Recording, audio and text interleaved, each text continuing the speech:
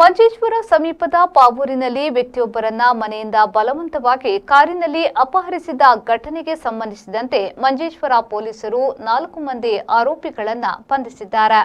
Kavoor ಕೊಂಬಂಗುದ್ದಿಯ Abdul Rahman ಎಂಬುವರನ್ನ February 20ರಂದು ರಾತ್ರಿ 10:30ರ ವೇಳೆಗೆ ಕಾರಿನಲ್ಲಿ ಬಂದ 4ರ ತಂಡ ಬಲವಂತವಾಗಿ ಕರೆದೊಯ್ದಿತ್ತು.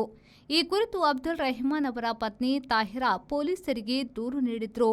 ಇದರಂತೆ ಮಂಜೇಶ್ವರ ಠಾಣಾಧಿಕಾರಿ ಪಿ ಅಜಿತ್ ಕುಮಾರ್ ನೇತೃತ್ವದ ಪೊಲೀಸ್ ತಂಡವು ಕರ್ನಾಟಕದಲ್ಲಿ ಕಾರ್ಯಾಚರಣೆ ನಡೆಸಿ ಪಾವೂರು ಕುಂಡಾಪು ನಿವಾಸಿ ಗಫೂರ್ ಮಚ್ಚಂಪಾಡಿ ನಿವಾಸಿ ಅಬುಬಕರ್ ಅನಸ್, ಕಾರ್ಯಕಟ್ಟಿ ನಿವಾಸಿ ಮೊಹಮ್ಮದ್ ಸಿಹಾಬ್ ಹಾಗೂ ಕರ್ನಾಟಕ ಬಂಟ್ವಾಳದ ನಿವಾಸಿ ಮೊಹಮ್ಮದ್ ರಫೀಕ್ ಎಂಬುವರನ್ನ ಬಂಧಿಸಿದ್ದಾರೆ.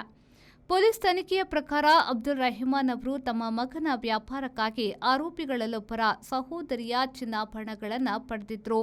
ಹಲವಾರು ವರ್ಷಗಳಾದರೂ ಆಭರಣಗಳನ್ನು ಮರಳಿಸದ ಕಾರಣ ಈ ತಂಡವು ಅವರನ್ನ ಮನೆಯಿಂದ ಮೈಸೂರಿಗೆ ಕರೆದೊಯ್ದಿತ್ತು. ಮೈಸೂರಿನಲ್ಲಿ ಈ ತಂಡಗಳ ನಡುವೆ ಮಾತುಕತೆ ನಡೆದು ಒಂದು ಒಪ್ಪಂದಕ್ಕೆ ಬರಲಾಗಿತ್ತು. ಬಳಿಕ ಅಬ್ದುಲ್ ರೆಹಮಾನ್ ಅವರನ್ನ ಮರಳಿ ಊರಿಗೆ ಕರೆತರುತ್ತಿದ್ದಾಗ ಪೊಲೀಸರು ಅರ್ಧ ದಾರಿಯಲ್ಲಿ ಆರೋಪಿಗಳನ್ನು ಹಿಡಿದು ವಶಕ್ಕೆ ಪಡೆದಿದ್ರು. ರೆಹಮಾನುದ್ದಿ ಅವರ ವಿ4 ನ್ಯೂಸ್ ಮಂಜೇಶ್ವರ.